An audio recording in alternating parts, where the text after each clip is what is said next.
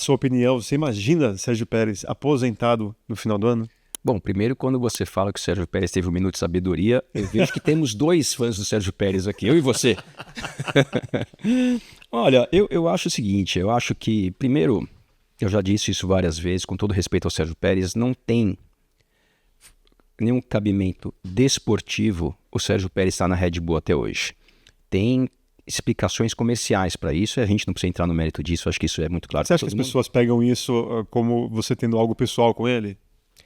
Tem pessoas que acham que sim, entendeu? Mas, na verdade, eu não tenho absolutamente nada pessoal contra o Sérgio Pérez.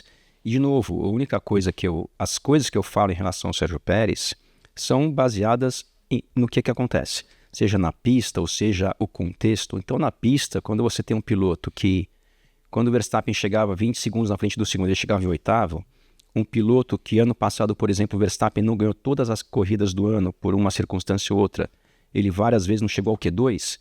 Então, não é nada contra o Sérgio Pérez. Se só tivesse, por exemplo, o piloto que agora, falando sério, que eu mais torço na Fórmula 1 é o Daniel Ricciardo. Se o Ricciardo tivesse fazendo o que o Pérez vem fazendo dentro da Red Bull, eu também iria falar a mesma coisa em relação ao Daniel Ricciardo, que eu sou fã dele, eu conheço o Ricciardo desde a época da Austrália, quando eu morava lá. Que legal. Então, não tem nada contra o Sérgio Pérez, mas eu trabalho em cima de fatos. E o fato é, um piloto que dentro da melhor equipe dos últimos anos vem se mantendo tão aquém do outro piloto dessa mesma equipe, realmente, seja quem for, Sérgio Pérez, se isso acontecesse, ao contrário, se fosse o Verstappen numa situação dessas, o Hamilton, que é o grande piloto, a gente, na minha função de comentarista, você tem que pontuar algumas coisas como essas.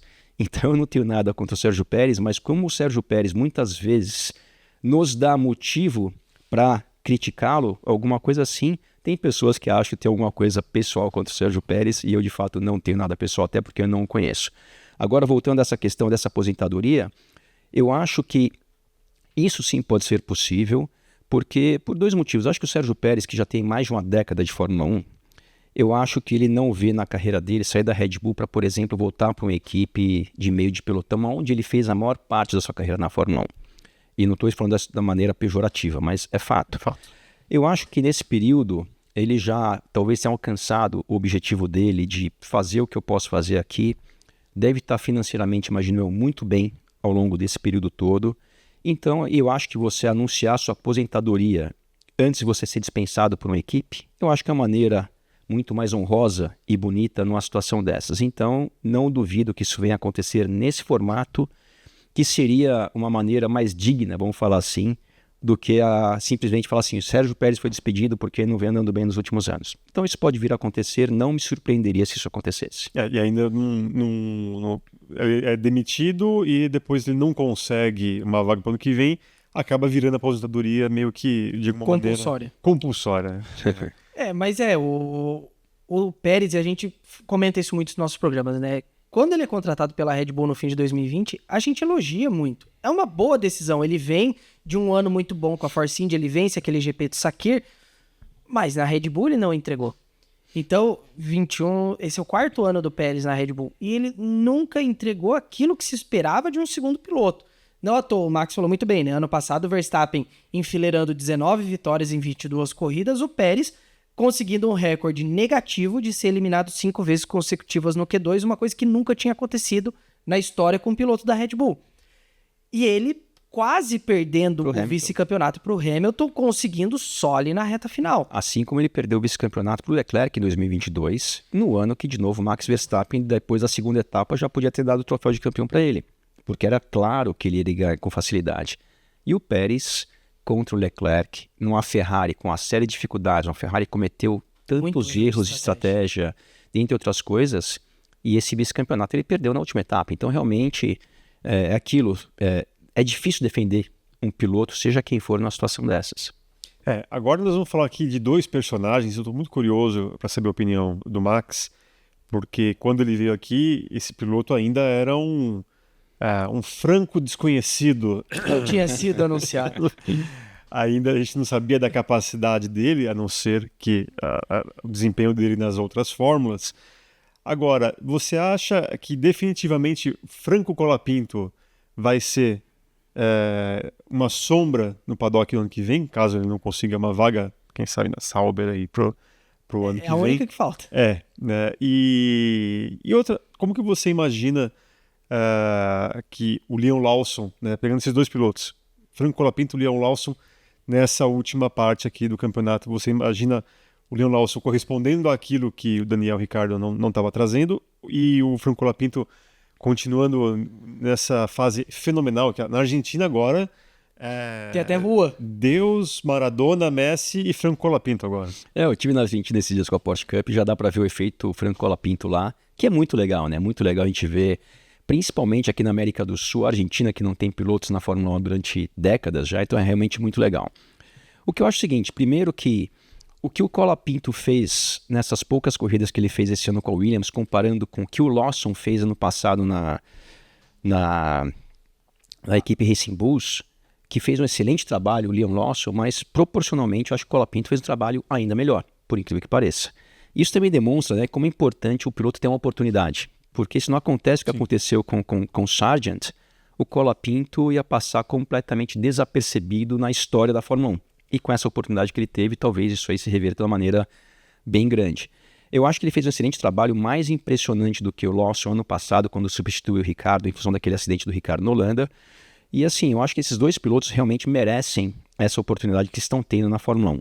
O Lawson, dependendo como for essas corridas que ele vai fazer daqui para o final do ano, tem chance de até parar no Red Bull, vai saber.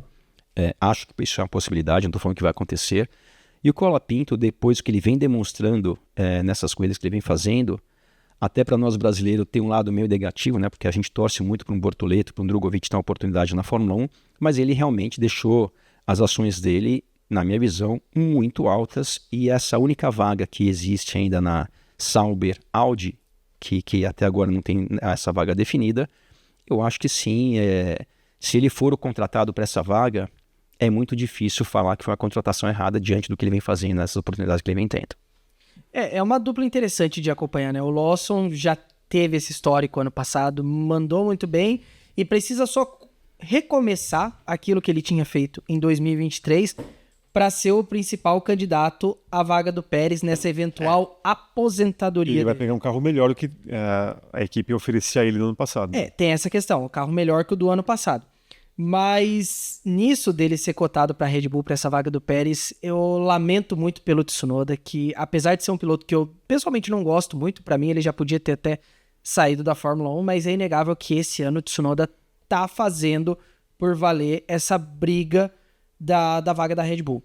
Eu concordo com você, mas eu também acho que caso o Tsunoda vá melhor do que o Lawson daqui para o final do ano, quem sabe ele pode ser o piloto também. É porque parece que o Christian Horner tem uma resistência muito grande a ele. Não sei se por causa da ligação dele com a Honda. O Marco parece mais aberto a ter o Tsunoda na Red Bull, enquanto o Horner parece que é muito mais crítico. Eu lembro que o ano passado, no GP de São Paulo, a gente teve uma coletiva com o Tsunoda e um repórter, inclusive, perguntou, né? Porque era a época que o Ricardo estava muito cotado para ocupar a vaga do Pérez.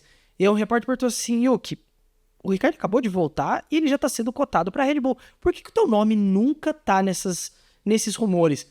Aí ele tentou sair pela tangente e tal, mas pra mim parece que tem uma resistência do Horner nessa história. Eu acho que tem uma resistência não só do Horner, mas de vários membros que tomam a decisão em relação a quem vai ser os pilotos. Eu acho que o Tsunoda, que vem evoluindo desde que ele chegou na Fórmula 1 em 2021, mas o Tsunoda também já deu e dá vários motivos para ter essa resistência, como por exemplo, quando a gente vê nas transmissões a maneira frequente que ele fala com os membros da equipe pelo rádio, isso já demonstra que ele é uma pessoa, às vezes, meio difícil de lidar. E se isso acontece no rádio, o que acontece entre quatro paredes? Sim. Se a gente for lembrar o Tsunoda, quando ele chegou na Fórmula 1, que é uma oportunidade para pouquíssimas pessoas, é um grande privilégio você ter uma oportunidade dessa. Teve uma fase que, na época, o Franz Tost tinha que convencer o Tsunoda a se preparar fisicamente, convencer a deixar de ir para a balada. Então, realmente, isso depõe muito contra a qualquer piloto que tem o privilégio de ter a oportunidade como ser um piloto de Fórmula 1. E essas coisas não se revertem de um dia para o outro. E para se reverter, tem que ter ali fatos que demonstrem que esse piloto que chegou assim, com essas deficiências, vamos falar assim, agora não tem mais. Se isso não deixar de acontecer, isso realmente pode ser uma coisa que impeça o Tsunoda de ter uma oportunidade dessa, principalmente se tratando de uma grande equipe como a Red Bull.